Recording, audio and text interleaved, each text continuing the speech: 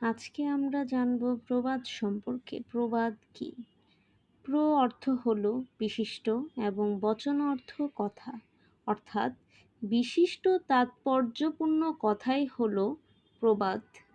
আমরা এখন জানব গুরুত্বপূর্ণ কিছু প্রবাদ। এখানে যেমন উল্লেখ আছে চড়ুই পাখির প্রাণ, অর্থাৎ ক্ষীণজীবী লোক। আবার এখানে পুঁটি মাছের প্রাণ, এটা অর্থ ক্ষীণজীবী লোক। আর ঠিক এর বিপরীত হচ্ছে কই মাছের প্রাণ, অর্থাৎ দীর্ঘজীবী, যা সহজে মরে না। ঠিক এর বিপরীত হলো ভূষণ্ডির কাক বা কাকভূষণ্ডী, অর্থ দীর্ঘায়ু ব্যক্তি। আমরা এখন দেখব গুরুত্বপূর্ণ BCS এ আসা সমর্থ বিশিষ্ট কিছু শব্দ, যেমন আমরা কাঠের ঢেঁকি, ঢেঁকির কুমির, বুদ্ধির ঢেঁকি, ঢাকের বায়া। প্রত্যেকটা বিষয়ের অর্থই হবে অক্ষম অথবা অপদার্থ।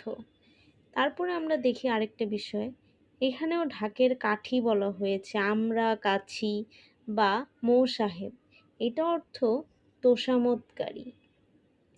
আরেকটি বিষয় হচ্ছে ভণ্ড বা কপটচারী, এটা BCS এ 2 বার এসেছে, খুবই ইম্পর্টেন্ট। বর্ণচোরা, ভিজে বিড়াল এবং বক ধার্মিক, একই অর্থ বহন করে। তারপরে বিষয়টা আমরা দেখব অসম্ভব ঘটনা, যেমন ব্যাঙের সর্দি, অলস, গোঁফ খেজুরে বা অকর্মার ধারী, এটা হচ্ছে অকর্মার ধারী। আমরা কিছু সংখ্যার দেখব, যেমন 16 আনা অর্থ, আবার 18 আনা অর্থ বাড়াবাড়ি করা, খুবই ইম্পর্টেন্ট। একাদশে বৃহস্পতি অর্থ সৌভাগ্য। চোখে হারানো, অর্থাৎ অতি প্রিয়।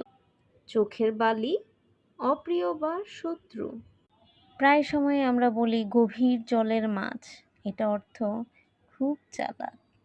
ঠিক এটার সাথে মিলে এমন আরেকটা যেটা BCS এ এসেছে, খুবই ইম্পর্টেন্ট, ধরি মাছ না ছুঁই পানি, অর্থ কৌশলে কার্যোদ্ধার করা।